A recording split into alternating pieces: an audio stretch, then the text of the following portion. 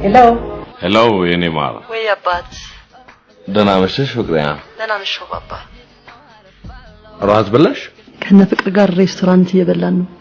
እነ ፍቅር ደህና ናቸው አንተስ በላ አልበላውም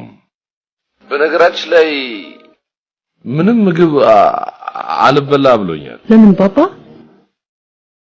ሄሎ መስፍኔ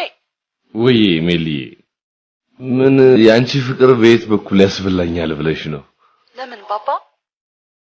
ይሄን ያህል ለምን ትጨነቃለህ መጨነቅ ሳይሆን ያንቺ ጉዳይ ነው እኔን የሚያስጨንቀኝ ምን የሚያክል ታስባለህ ወድጄ አይደለም ሜሊ ራት መብላትህን እንዳትረሳ እምቢ አልበላም